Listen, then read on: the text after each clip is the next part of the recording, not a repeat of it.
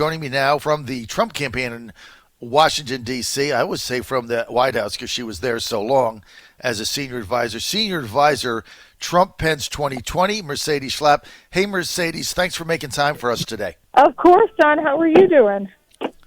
Never better, and I'm so excited about what you guys are doing. I really feel you guys are turning the corner.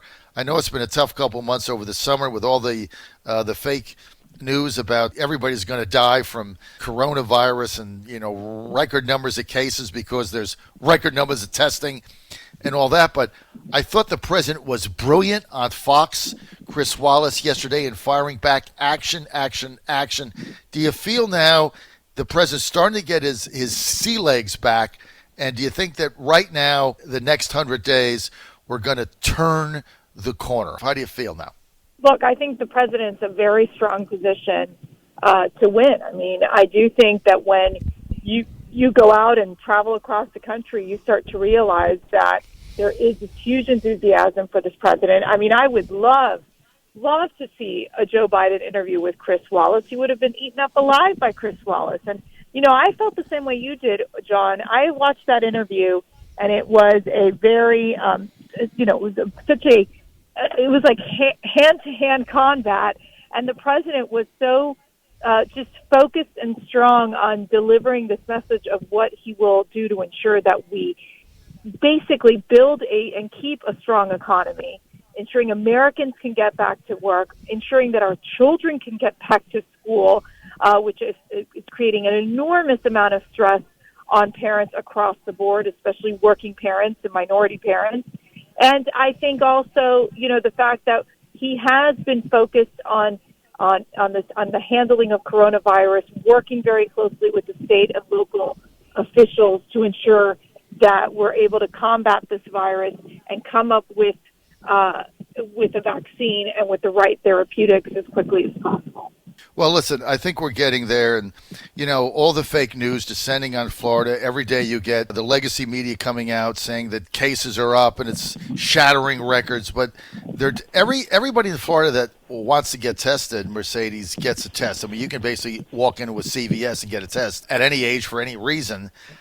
And so obviously cases are going to go up. When you look at the mortality rate in Florida, it continues to decline. You look at the hospitalization rate, that's stable, so they have plenty of hospital beds. So all of the dire predictions of body bags and cul-de-sacs, none of that is happening, but the fake news simply won't tell you the truth. No, I think that there is a hysteria with the fake news on this issue of the coronavirus, and I think it's creating an enormous amount of fear. I think that is very problematic I think it's causing a lot of angst for people. And I think what's happening is you're seeing in these Democrat-run states that they are so really limiting. For example, like you look at California where they're going distance learning, full-blown, no in-class schooling for these kids. I mean, just think about it. There are families that rely on their kids going to school so that they can get food. So it impacts greatly the elementary school kids that we've seen. For example, the National Academy of Science and Engineering and Mathematics saying that distance learning is ineffective for elementary school kids. I can tell you just based on my experiences, John, we talk about our kids all the time. It's been brutal to watch, especially my little ones who will have a breakdown because they're not learning, and it's like they're not having the social interaction, and it's very tough.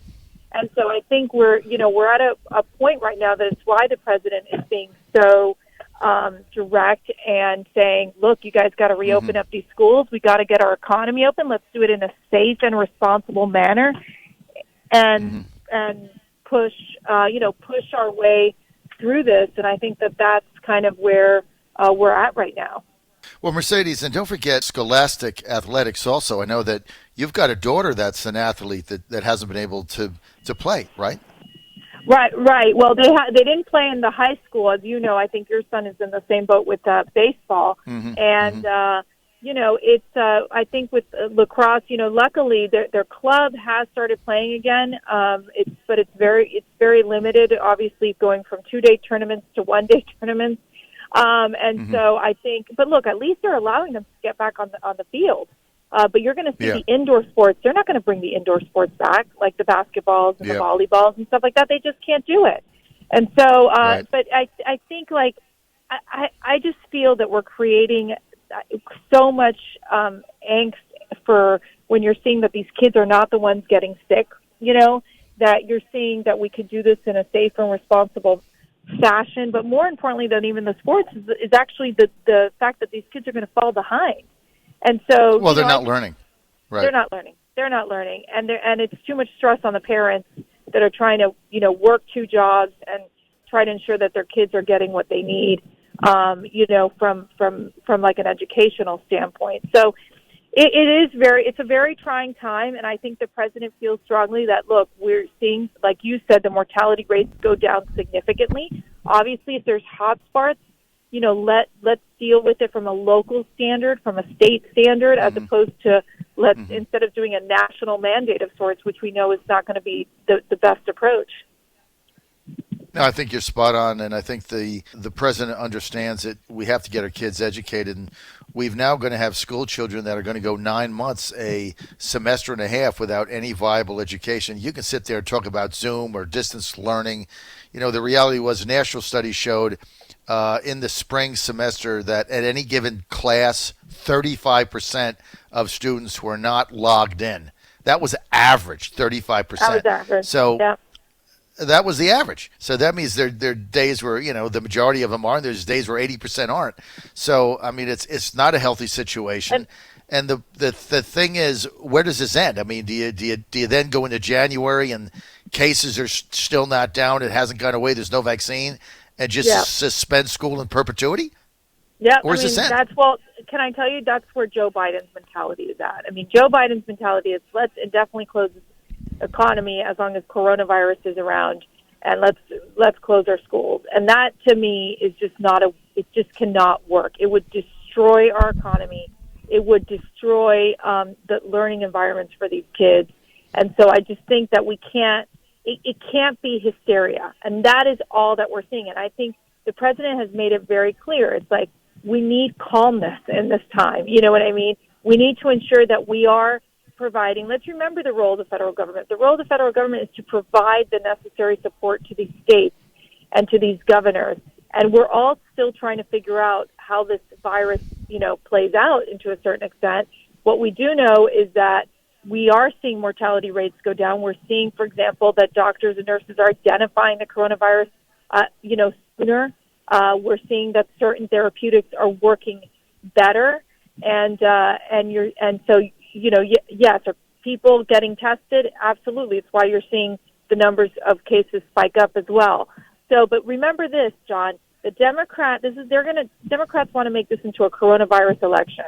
And every ad that I've seen when I was out in Wisconsin for the Women for Bus tour was all about the Democrats talking about the president and coronavirus, and that is where they're going to go. So they're going to want to instill fear in the American people. And our job is to state the facts and to say that we're doing, obviously the president took very aggressive, decisive actions from the beginning to flatten the curve, and that we're going to be living with this for a while, and we got to adjust accordingly and really try to do the best to deal with the new norm that we're living in, but knowing that the president is on, working day in and day out to ensure that we can move in the right direction to get a vaccine, get these therapeutics, and also get the states the support that they need to deal with any rise in the number of cases or in deaths in their areas.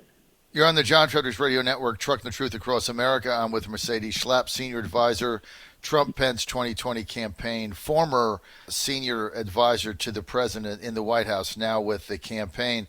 Mercedes, let's move to Jacksonville and the convention. By the way, I did get elected Virginia Delegation Convention Chairman on Sunday, so I'll be the Delegation Chairman. That's great. Yeah. Thank you. I'll see you in Charlotte, Jacksonville.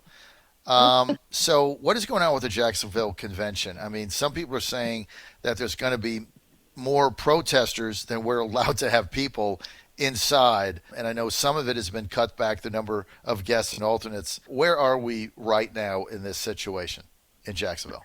So I think that, I think that we've obviously been working with the state and local officials, and we're making adjustments accordingly. Our goal, we have a great relationship with the governor, unlike we did in North Carolina. We have a great relationship with the Jacksonville mayor. So we're trying to do our best to create a safe environment for our delegate goers. And so, we're making it into a smaller convention. There'll be fewer speeches. We're looking into indoor-outdoor facilities as well to accommodate the number of people coming. But at the end of the day, we know one thing. It'll be the greatest show, this political season. The president it's going to be a very exciting time for the president to accept be renominated again as the Republican nomination. And, I know we're going to be, millions of people are going to tune in and watch to look to again, connect with the president and his hope and optimistic message to the American people.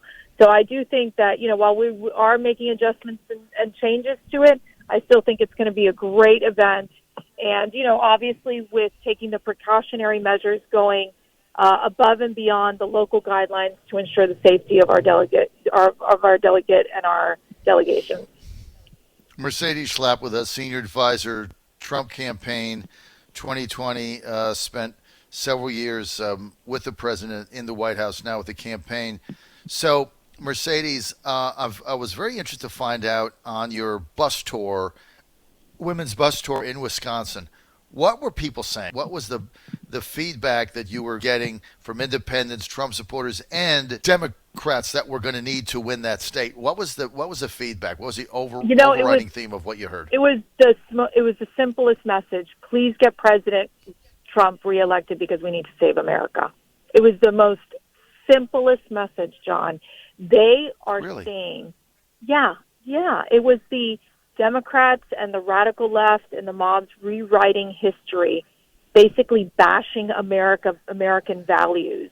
And they looked at this and said, we can't, the tearing down of statues, even like the tearing down of, religious statues as well. This whole concept that the Democrats want to rewrite history is very disturbing to them because they love America so much. Look, we're an imperfect nation. Our founding fathers were imperfect, but they came up with one of the greatest documents that has really defined this America, which is that of life, liberty, and the pursuit of happiness. And the mere fact that the Democrats want to rewrite history, erase history, and that Joe Biden does nothing to condemn the violence on the streets is horrific. They're also very worried about the defund the police movement, which, as we know, Joe Biden has made it very clear that he would redirect resources away from the police and not grant immunity to our police officers. So it's very troubling to watch for them. One of their biggest message points was this is very problematic. It would create unsafe communities. It would highly impact, the minority communities, which need the police protection in many cases and community policing. And for the Democrats and Joe Biden to be aligned to the far left, it's just very, very troubling to them. Well, Biden said in an interview with Bloomberg News, an on-the-record interview, very clear that he was in favor of defunding the police and redirecting police financing and funding. And then Bloomberg, the fake news media, cut it out of their interview, which is unbelievably, almost like it was a campaign video. They said, oh, that's not good, that's going to hurt him, so they cut it out. But then the interviewer had it in the transcript, so she publishes it. They cut it out of the interview. He's denying it, but she said he said it. I mean, have you ever seen anything like this? I mean, the guy said, Joe Biden said he finally got him out of his basement, and he said yea's in favor of defunding the police and yea's in favor of redirecting funds, and now they're running away from it. Mm-hmm. Yeah, that's right. And I think what's interesting is it really drives me crazy when, and look, I think Chris Wallace, he's a tough journalist. People have their opinions about him. He's a smart guy. Like the fact that he was so defending Joe Biden, like saying, well, he never really said that. He didn't say that. And it's he did say it. But here's the deal. Not only did he said it, but when you look into the unifying agenda that we call the Socialist Manifesto, it is very clear that it is about defunding the police. And there's so much pressure coming from the AOCs of the world and the squad saying, when we mean defund the police, meaning, for example, the president has allowed for the use of military resources that they would use or equipment that they could use for the police to defend them, protect themselves, or, protect the community. And so the Democrats have said they'd take that away. So that's resources already being taken away. Again, this immunity issue is a big one as well. So where the cops could be sued. And so that would be taking away resources from the police. They've mentioned time and time again this redirect redirect the funds. We've seen what de Blasio has wanted to do, which is you redirect the funds away from the police department into other areas. So look, it is, call it what they want to call it. It is defunding the police, and that's exactly what Joe Biden said he would do and he would support. So I don't think they can get around this. I think that it's very clear, and the president, really pushed back on Chris Wallace by saying that's exactly what Joe Biden means. He means defunding the police, and here are the 3-4 examples in their platform, stated in their platform, which would surely lead to less resources for the police department. Well, all Joe Biden has to do is come out with a press conference and say, I'm unequivocally opposed to defunding the police. I don't think any money should be redirected or taken away. That's all he has to say. Well, he can't say that because he's only the nominee with the permission of AOC, Bernie Sanders, and the far left. That's why they allowed him to become the nominee. So he can't, he could clear this up in a single statement. Why hasn't he made it? Why hasn't he simply denied it and defended the police? Yeah, he won't. Obviously, he won't do it. He won't take those steps. Obviously, that he's beholden to the left. He's a Trojan horse for the far left. The only way he can keep his party together is if he brings the far left along. And he's made a very calculated political decision, which is that of associating himself with the socialists and embracing their agenda. And when you read through the 102 pages of this unifying agenda, it is terrifying. First of all, the amount of money it would cost the American taxpayer, and number two, the mere fact that it is talking about abolishing ICE. It is talking about halting deportations for illegal immigrants. It does mean, the fact that you would give free health care to illegal immigrants. It's talking about getting rid of charter schools, which we know, again, greatly impacts and helps Latino and Black families. So it is shocking to me that we're at this point right now that we're seeing Joe Biden make this clear shift to the left, and and also saying that he is not he's not. Normally when you're in an election, in a general election, you run to the center. He's not running to the center.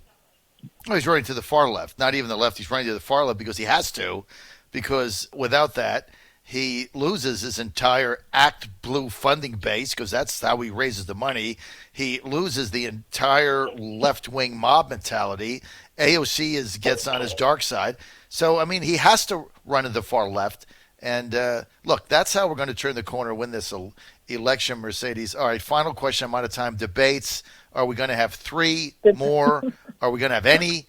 What do you see on the horizon, Mercedes? I think, if I were, we've talked about this, you and I, that his campaign, the more they keep him in the basement, the safer and better off Joe Biden is. So I don't think there's any,